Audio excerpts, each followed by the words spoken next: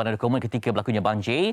Dan bila berlaku banjir, sama ada di negeri yang terlibat dengan banjir ataupun ada air melimpah di kawasan tertentu, kita pastikan Arkib Negara berfungsi untuk memberikan khidmat nasihat dan memberikan saranan untuk tujuan dokumentasi dan penambahbaikan. Jadi hari ini kita akan berbincang kita lebih lanjut tentang penyimpanan dokumentasi ini kerana kita sedari bahawa Arkib Negara sebagai agensi utama dalam pengurusan rekod kerajaan daripada peringkat kewujudan, penggunaan dan penyelenggaraan, pemeliharaan dan juga pelupusan. Ini adalah satu dokumentasi yang cukup lengkap dan kitaran yang cukup sempurna. Bersama dengan Ketua Pengarah Arkib Negara Malaysia, Encik Jaafar Siddiq Haji Abdul Rahman. Assalamualaikum. Waalaikumsalam warahmatullahi wabarakatuh. Baik, tadi saya jelaskan di mana bila berlakunya banjir di negeri yang terlibat, kita ambil contoh terdekatlah ya. Jadi bagaimana pihak Arkib Negara akan melakukan mungkin lawatan ataupun khidmat nasihat untuk skuad-skuad ini tampil memberikan bantuan yang sewajarnya. Tuan, silakan. Fungsi Arkib Negara adalah membantu pengurusan rekod dan pentadbiran arkib kepada agensi kerajaan. Jadi apabila berlaku banjir, apabila kami dihubungi ataupun bila banjir berlaku, kami akan mengesan pejabat awam yang terkena banjir. Jadi kami akan datang, kami akan buat pemeriksaan, penilaian dan buat taksiran tentang kadar ataupun jumlah rekod yang musnah sebelum kami menentukan cara untuk menyelamatkan rekod. Dan apabila berlaku banjir, kita semua maklum ya, banjir ini akan melibatkan air sama ada air jernih ataupun air lumpur dan sebagainya, dia akan merosakkan rekod. Jadi apabila pasukan pendakip ini sampai, kita akan memastikan tempat yang kita akan masuki itu selamat. Daripada punca arus, binatang berbisa dan sebagainya. Jadi di situ baru kita akan memulakan proses. Pertama, kita akan membuat taksiran, penilaian dulu untuk memastikan keadaan rekod tu, sama ada rekod tu kita boleh selamatkan atau tidak. Dan dalam keadaan yang biasa kepada orang awam ataupun kaki tangan awam kerajaan ni, apabila dia rekod terkena banjir atau lumpur, dia berfikir rekod akan dimusnahkan, tidak boleh diselamatkan. Tetapi sebenarnya sekiranya rekod itu bernilai kepada entiti ataupun kerajaan sebagai aset kerajaan, ada nilai liability dan sebagainya, kita akan bantu menyelamatkan rekod. Maksudnya akan dibuat klasifikasi yang ikut taraf kepentingan itu? Kita akan memastikan bahawa rekod yang betul-betul penting kita akan selamatkan. Dalam keadaan yang lain, sekiranya rekod itu tidak bernilai kekal, jadi maknanya kita akan berikan kelulusan khas untuk pemusnahan. Dan difahamkan proses untuk menyelamatkan rekod ini dibuat dengan hati-hati ya. Pertama mungkin ada rekod yang mungkin dah nampak macam dah kena air, terendam lama. Maksud ada proses-proses yang perlu dilalui. Dia akan melalui proses-proses tertentu. Sekiranya berlumpur, kita akan membersihkan lumpur terlebih dahulu, kemudian kita akan buat pengasingan, pemisahan supaya setiap lembaran dokumen itu dapat kita selamatkan. Kemudian kita akan buat proses pengeringan dan sebagainya. Jadi kerjanya memang, orang kata memang penyah lah. Maknanya dia akan melibatkan proses yang teliti. Sebab apabila terkena air, dokumen dalam bentuk rekod ini akan menjadi lembut, mudah rosak, cari dan sebagainya. Dan jika kita tidak selamatkan, rekod ini mungkin akan melekat, tidak boleh selamatkan, dan mungkin juga dalam tempoh dia akan tumbuh kulat dan sebagainya. Dia tidak sengaja merosakkan rekod, tapi dia juga boleh menimbulkan ancaman kesihatan kepada kaki tangan yang bertugas. Sebab dia terendam lama di situ, mungkin ada hanyutan daripada najis lah, yang kotor. Sambil berbincang dengan Encik Jaafar Siddiq, kita juga nanti nak tunjukkan bagaimana kru kami juga menyantuni tempat-tempat yang lain, termasuk wartawan asri yang menunjukkan cara penyimpanan dokumen yang hampir rosak di kawasan Bentong. Ini laporan yang disediakan. Selain kemusnahan harta benda dan nyawa, banjir yang berlaku di negara juga turut merosakkan banyak dokumen bercetak rasmi yang perlu disimpan bertujuan untuk kegunaan dalam jangka masa panjang.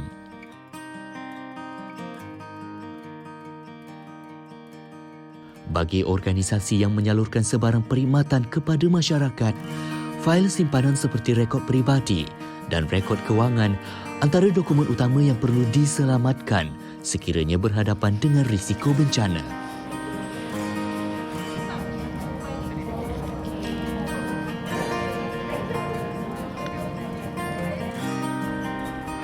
Usdi Abdullah, 49 tahun, antara yang berperanan mengetuai misi menyelamatkan rekod bencana banjir bersama Arkib Negara Malaysia Negeri Pahang.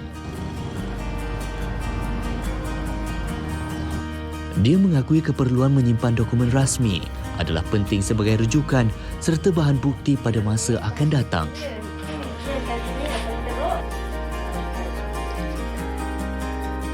Pasukan Tindakan Bencana Rekod ini sempat memantau bangunan kerajaan di daerah Bentong yang dilanda banjir sekaligus melaksanakan aktiviti pembersihan dan penyimpanan semula beberapa dokumen rasmi.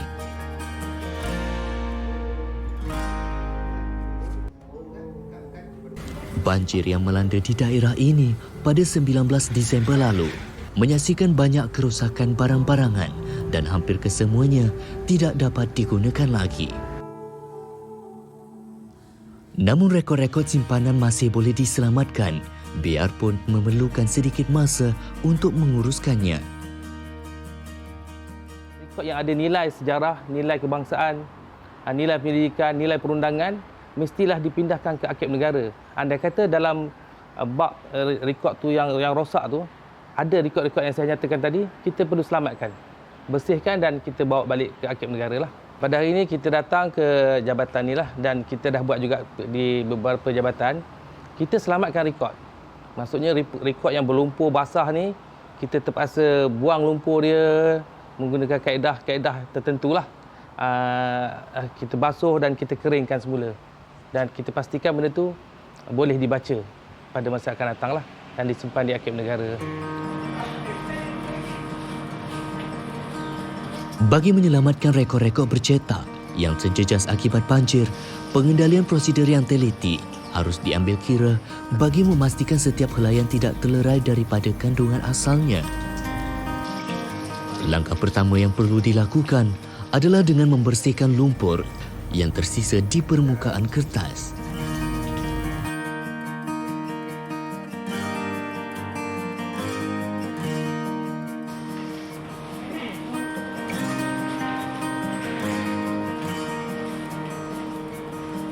Kemudian asingkan helaian dokumen satu persatu dan pindahkan ke atas kertas yang kering.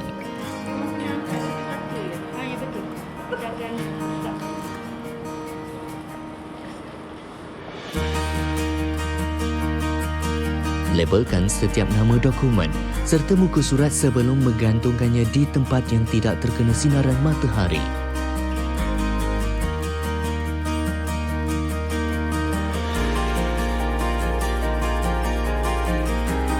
Melihat kepada keadaan dokumen tersebut, seakan-akan tidak dapat diselamatkan. Namun dengan prosedur kerajaan yang ditetapkan, sedikit sebanyak membantu menyelesaikan permasalahan ini. Harapan saya untuk pejabat ni supaya dokumen-dokumen yang terbabit dengan banjir tu dapat kita selamatkan. Okey. So dengan adanya jabatan daripada Arsip Negara datang ke tempat kami ni, dapatlah kami belajar bagaimana untuk kami selamatkan dokumen ni dan simpan kembali dengan baik.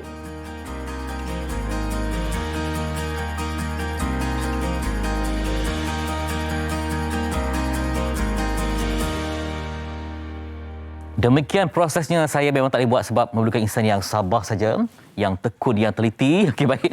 Jadi melihat kepada apa yang dipaparkan itu, ternyata ya tuan, ini satu perkara yang memerlukan keseriusan, tumpuan yang mendalam ya. Sebab dokumen ni ada tulisan yang mungkin agak fragile, yang perlu disatuni sebaik mungkin ya. Jadi untuk itu apa mungkin sebab kita dah ada pengalaman banjir dan sebagainya, apa langkah kesiapsiagaan yang perlu ada pada setiap jabatan kerajaan dan sebagainya untuk memastikan dokumen ini dapat diselamatkan sebaik mungkin. Ya. Sebenarnya kalau dari segi sudut pandangan Akib, kita telah menyediakan panduan tentang pelan tindakan bencana rekod yang sebagaimana yang saya bawa sebagai contohnya kan. Baik. Kemudian di dalam buku yang sama ni, panduan besar rekod sektor awam, di muka surat di dalamnya ada ya tentang ni. Jadi kalau jabatan telah bersiap siaga tentang pelan tindakan bencana rekod ini, maknanya dia akan meminimalkan kerosakan rekod. Jadi dia telah bersedia sebelum bencana berlaku, semasa bencana dan selepas bencana. Jadi kalau katakan sebelum bencana, dia telah menyediakan tempat untuk simpanan, rekod dia letak di tempat yang tinggi, mungkin boleh dibalut dalam plastik dan sebagainya. Kemudian yang penting apabila ada pelan tindakan bencana sebagaimana yang dibantu oleh Akib, dia akan ada pasukan pemulihan bencana dia sendiri. Jadi kita akan berikan latihan sebagaimana, mana dia akan tahu sekiranya berlaku bencana apa dia patut buat. Sampailah kepada proses pemulihan tu. Mungkin kalau jumlah yang besar, dia boleh menghubungi kami untuk mendapatkan bantuan semula. Jadi kita akan bantu. Ya, so ilmu ni juga penting untuk awam. Mungkin di masa akan datang ada mungkin bengkel khas untuk masyarakat untuk memahami dan mendalami. Sebenarnya dalam panduan tindakan bencana rekod kami pada muka surat 323 dan 323 dalam buku yang tebal ini, sebenarnya orang awam ataupun orang persendirian, syarikat swasta pun boleh menggunakan panduan yang sama. Jadi bencana ini untuk semua. Ya, semua boleh menggunakan. Jadi bencana ini tidak khusus pada air saja, kebakaran dan sebagainya. Jadi apabila berlaku bencana, prosedur yang sama boleh digunakan. Sama ada pejabat awam, syarikat swasta ataupun orang awam untuk menyelamatkan rekod. Ya. Satu panduan yang juga holistik yang mana bukan hanya tentang banjir disebutkan tadi Cik Jafar tadi, juga melangkumi kebakaran dan sebagainya. Sebab dokumen ini adalah antara nadi penting nyawa yang melambangkan organisasi. Baik, saya berbincang dengan Ketua Pengarah Arkib Negara. Saya juga nanti nak bersama Fariha. Telah pun bersiap sedia kerana hari ini Fariha pun tampil untuk menjiwai dengan warna semangat helaian buku. Betul tak? Betul. Ini warna macam kulit kayu. Baik, sebenarnya kita nak bagi juga panduan kepada kalian. Terutamanya kita yang berkeluarga ni, yang ada sijil kelahiran anak, sijil nikah, buku kesihatan anak-anak. Bila dah basah, kena baju dan sebagainya, apa kita perlu buat? Kan bila dah tengok macam berlumpur dan sebagainya, kadang-kadang kita takut benda tu rosak terus buang. Tapi ini kita nak pergi sikit panduan. Kita bawakan dua pembantu pemeliharaan, seorangnya Siti Nur Hayati Muhammad Syahir, pembantu pemeliharaan kanan, dan juga Cik Hanisah Cik Omar, pembantu pemeliharaan. Kedua-dua mereka dari Arkib Negara. Terima kasih bersama dengan kami. Baik, kita teruskan. Dibentangkan di sini semuanya, maknanya alat-alat ni semua kita biasa tengok dekat rumah. Betul. Maknanya kita boleh buat sendiri. Ya, betul. Okey. Sekarang ni kita ada sijil kelahiran. Sekiranya kau tahu kalau dah basah dan sebagainya kan, apa yang kita perlu buat lakukan untuk awalnya? Okay, Assalamualaikum. Selalunya orang akan tertanya, mudahkah nak dapat bahan untuk pemulihan dekat rumah ni? Sekiranya bahan kita terkena bencana. So kami bawa. Bahan tu sebenarnya ada di rumah kita. Dan kaedah dia yang perlu kita tahu adalah mengenal pastilah. Macam Ketua Pengarah saya cakap tadi, kita kena pasti sama ada dokumen tu perlu diselamatkan. Macam dokumen perubatan perlu. Contohnya macam kad imunisasi, buku imunisasi anak sebab kita nak daftar sekolah kan. Okey, sekiranya kita ada sentimental value macam album gambar ataupun buku-buku cerita, semua tu boleh diselamatkan sendiri di rumah. Cuma kita perlu mengambil masa lah. Perkara pertama kita perlu lakukan ialah pengeringan selepas pembersihan. Kalau sekiranya terkena lumpur, kita kena lakukan pembersihan dululah.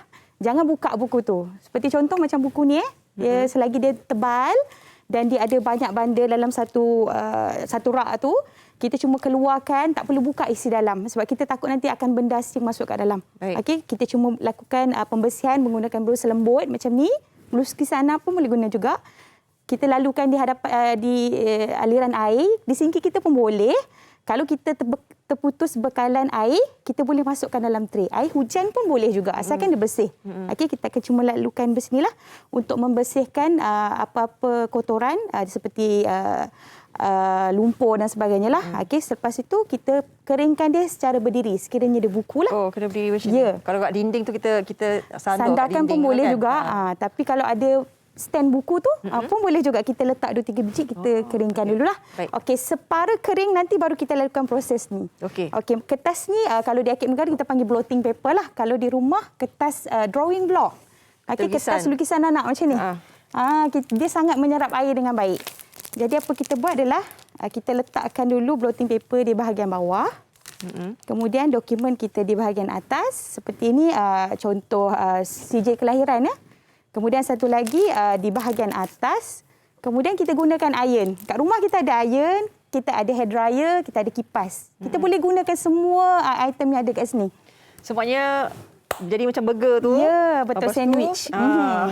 Kita sandwichkan dia. Kita gosok. Okey, kenapa kita tak boleh gosok direct di atas bahan kita? Sebab overheating boleh menyebabkan lebihan udara yang perlu ada di dalam dokumen tersebut keluar. So bila keluar masalah pada dokumen kita, dia akan melengkung. Betul. Tapi ada orang juga terus macam kalau basah dokumen tu, terus ambil hair dryer terus ni tak apa? Boleh.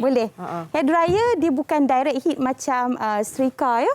Hair dryer dia ada sekali dengan angin. Okey, jadi bila kita blowkan dia, contohnya macam ni, kita pasangkan dokumen dekat sini, kemudian kita blowkan.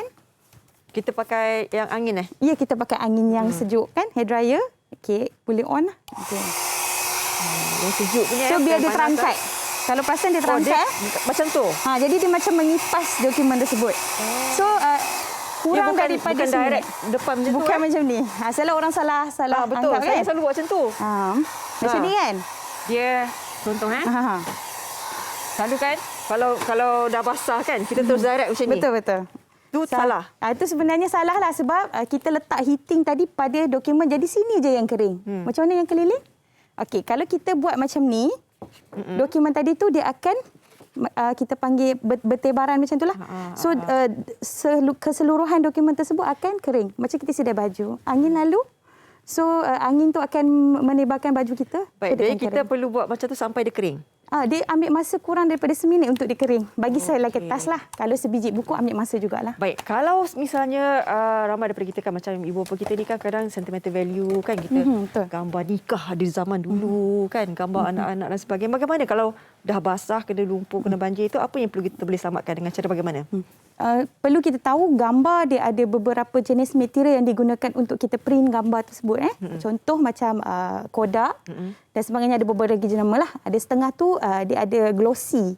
Jadi kalau glossy cukup sekadar kita basuh dengan air, jangan kita gosok dia sebab nanti image tersebut akan hilang. Jadi apa yang perlu kita buat adalah cukup sekadar kita lalukan pada air dan ambil berus yang sangat lembut macam ni untuk kita buang mana-mana kekotoran di sekeliling. Dan gantung dia. Kalau kita pernah tengok orang mencuci gambar untuk menghasilkan filem kan, digantungkan, itu kaedah pengeringan lah. Dan elakkan kita jemur dokumen bahan gambar, album semua jenis kertas material di bawah cahaya matahari. Sebab untuk pengetahuan semua, cahaya matahari merupakan salah satu daripada ejen yang boleh merosakkan bahan juga. Sebab dia adalah direct heat lah. Jadi kalau di akad negara, kita akan gantungkan dokumen, keringkan dokumen di dalam suhu bilik macam ni. Dan kalau kita nak cepatkan proses pengeringan, kita akan pakaikan kipas lah. Baik, macam ni. ada satu lagi saya nak kongsikan. Okey, ini peralatan ni. Kadang-kadang misalkan kita beli kasut dan sebagainya, dalam tu ada benda ni kan, gel ni kan. Jadi kadang-kadang kita boleh buang je. Tapi sebenarnya kita perlu simpan. Sebab apa? Okey. Yang ni menarik lah. Selalunya kita beli handbag, kasut, kita akan jumpa. Ini nama dia adalah silika gel. Matlamat utama syarikat pengeluar barangan ni meletakkan silika gel untuk menarik lembapan lebihan yang ada pada kotak tersebut. Walaupun dia bertutup. Okey, untuk mengelakkan kulat datang. Ya, sebab lebihan air, kelembapan dan kegelapan juga boleh menyebabkan kulit tumbuh dengan cepatlah. Baik. Terkini tular kita tengok kat TikTok dan sebagainya kan, masukkan dekat dalam zipper bag. Okey, boleh kalau dalam tempoh masa yang dekat sebab kita tahu zipper bag ni kalau dikena wap dia akan berkumpul juga cecair di dalam. Betul.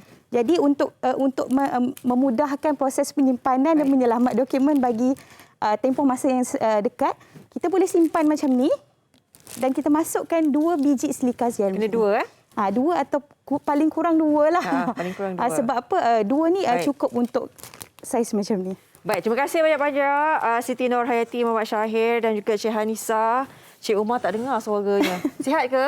Sihat. Okey, dengar akhirnya suaranya. Baik, kita dah berikan sedikit tips kepada kalian. Jadi ingat, ini antara peralatan yang pastinya ada di rumah. Dan silikon gel ni jangan buang lepas ni untuk kita semua. Baik, kita bersama dengan Fetri kembali. Tauke kek lapis Sarawak hari ini. Okey, jadi saranan kepada Cik Jaafar sendiri supaya masyarakat cakna dan semua dalam suasana kesiapsiagaan demi menyelamatkan dokumen yang penting untuk pelbagai tujuan. Silakan. Okay. Jadi Arkib Negara ni sebenarnya walaupun agensi kerajaan, kami bernaung di bawah Kementerian Pelancongan Seni dan Budaya. Jadi sebenarnya kami ini terbuka juga kepada orang awam untuk dikunjungi, untuk dirujuk dan sebagainya. So kalau untuk mendapatkan panduan tentang tadi untuk bencana rekod dan sebagainya, tuan-tuan boleh memasuki laman web Arkib, mengakses kepada ruang penjawat awam, di situ ada panduan dan sebagainya. Jadi panduan yang sama tuan-tuan boleh dapatkan daripada Arkib Negara secara percuma. Dan boleh dipraktikalkan. Ilmu untuk semua. Yes. Ilmu ni untuk semua. Baik, terima kasih kepada Cik Jaafar Siddiq Haji Abdul Rahman, Ketua Pengarah Arkib Negara Malaysia.